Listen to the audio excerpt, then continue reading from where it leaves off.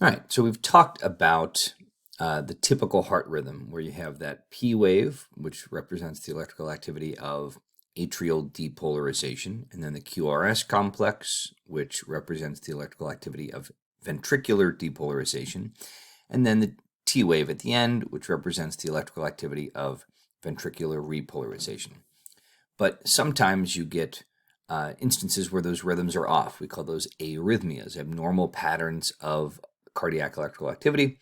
And sometimes these are relatively minor. About 1 out of 20 healthy people have a few weird heartbeats every day. It's not a clinical issue unless you are reducing pumping efficiency.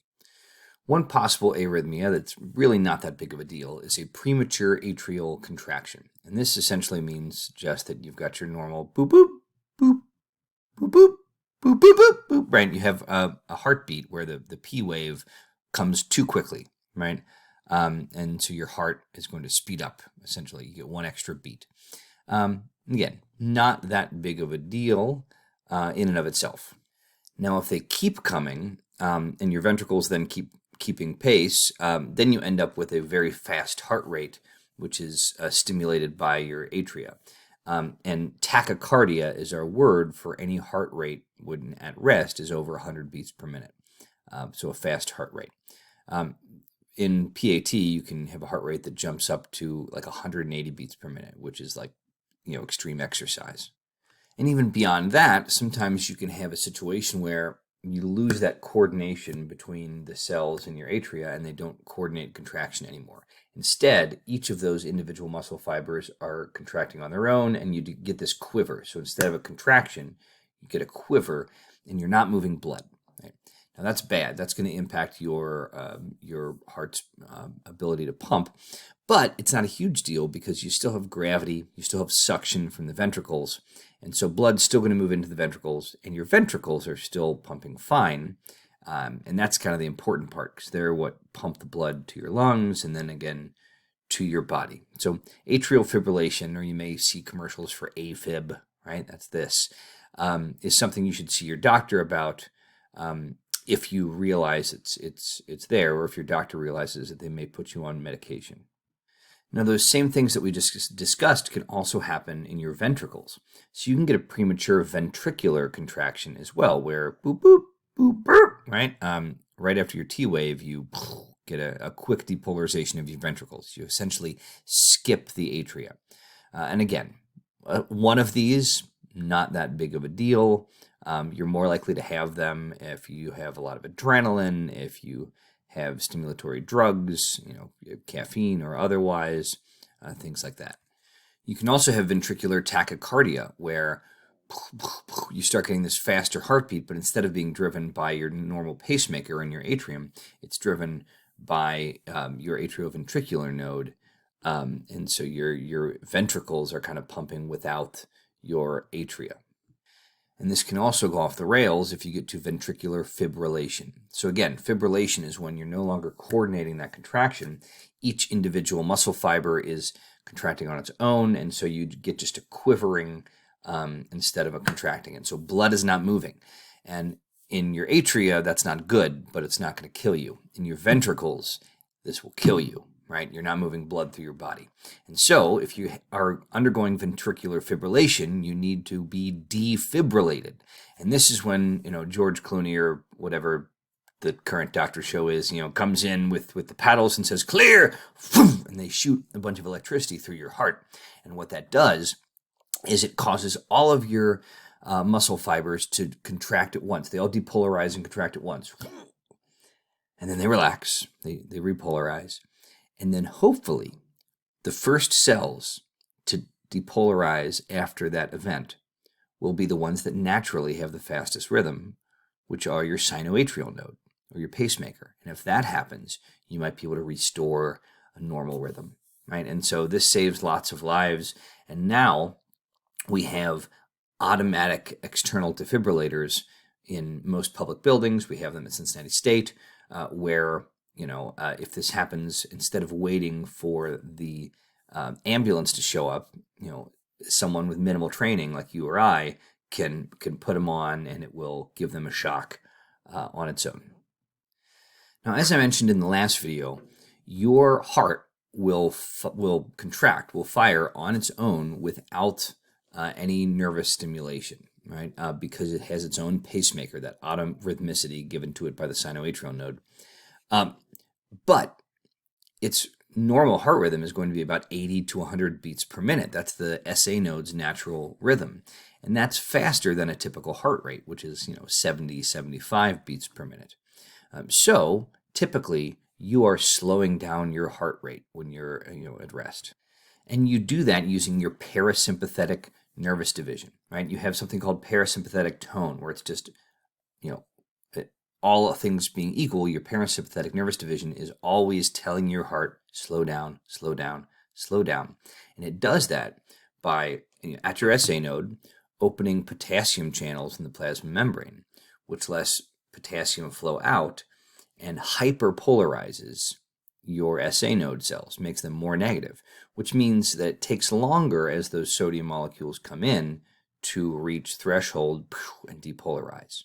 Right? You're still going to do it, but it's going to take longer, and that slows down your heart rate.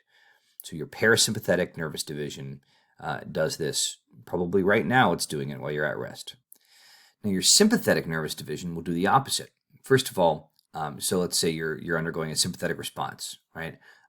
You are going to stop with that parasympathetic firing, and your sympathetic nervous division is going to reduce polarization, right? It's going to open more ion channels, so it lets sodium come in faster, right?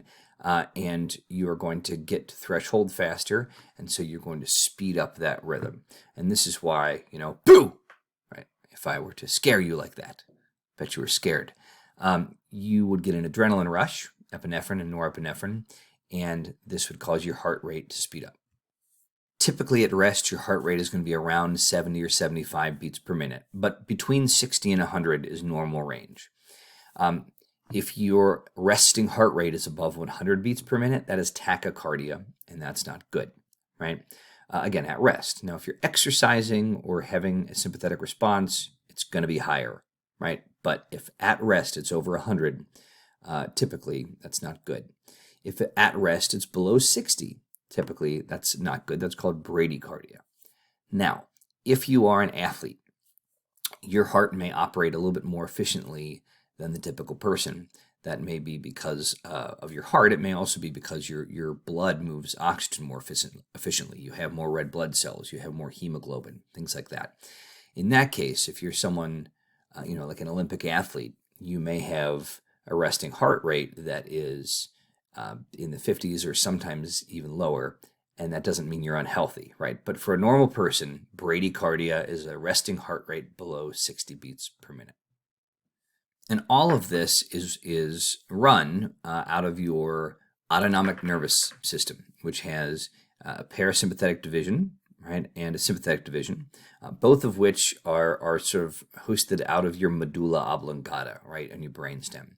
So your parasympathetic neurons are going to run via your vagus nerve, cranial nerve number 10, to your SA and AV nodes, and they're going to slow things down. If you want to speed things up, you have a different patch of cells in your medulla oblongata that are going to control your sympathetic neurons, and they're going to go via that sympathetic chain of ganglia that you would have talked about last semester. And here's a look at your paired vagus nerves, right, and your sympathetic chain of ganglia. So this would be your sympathetic response here, speeding things up. Your cardiac output is affected by two things, if you recall: your heart rate and your stroke volume, right? How many beats you have per minute and how much blood you're pumping out with each beat. That will tell you how much blood per minute your heart is putting out. And we've just spent a fair amount of time talking about how we adjust the heart rate to affect your cardiac output. But let's take a little bit of time to talk about the stroke volume and what affects that. So your stroke volume is essentially the amount of blood that gets pushed out of your ventricles each time they pump.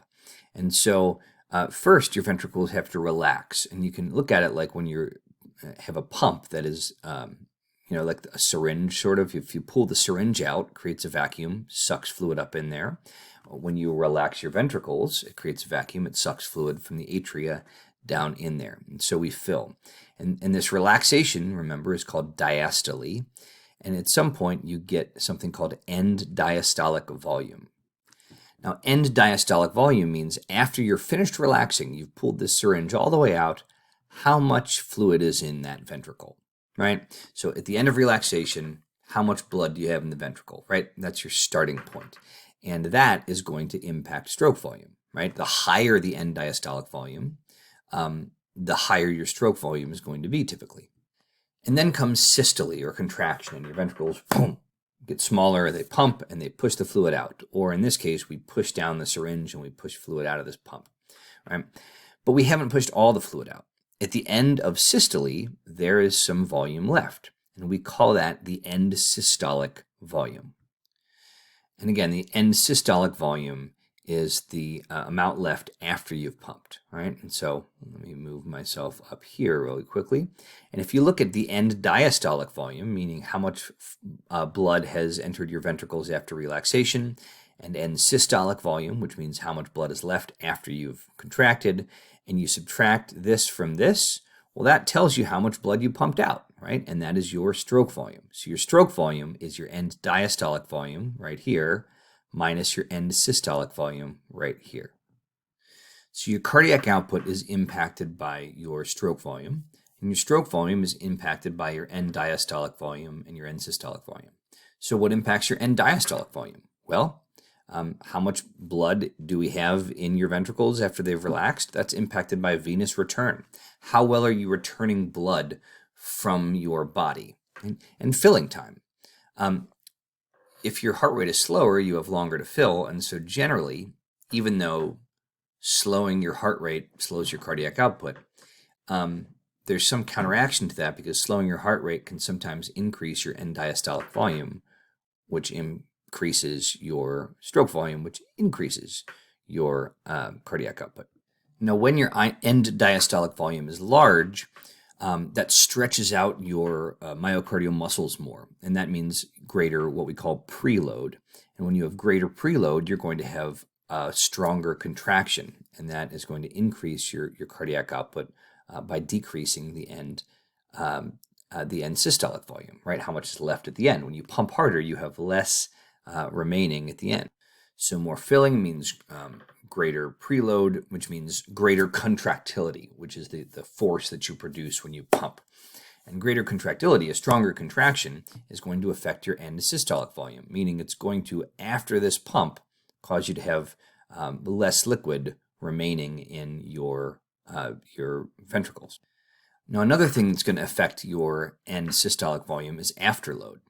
And this is essentially how much pressure it takes to push open your semilunar valves to get the fluid out of your ventricles.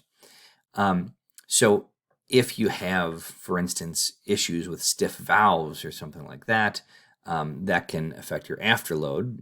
Higher afterload is going to mean less of that fluid gets out, and you have a greater end systolic volume, meaning more remains in the ventricles, and your cardiac output is going to be smaller because that stroke volume is going to be less.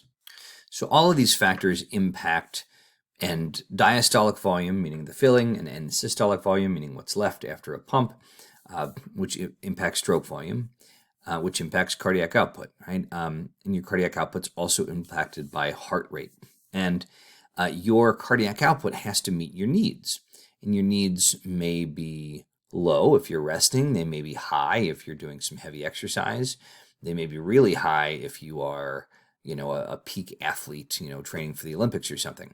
But if your needs are not being met, even if you are resting, then we call that heart failure. So that's the condition where your heart cannot meet the demands of your peripheral tissues. And that's going to make you feel tired. You're not going to be able to do very much. And eventually, it may cause you to die if your heart is not meeting your resting needs. You can have tissue death.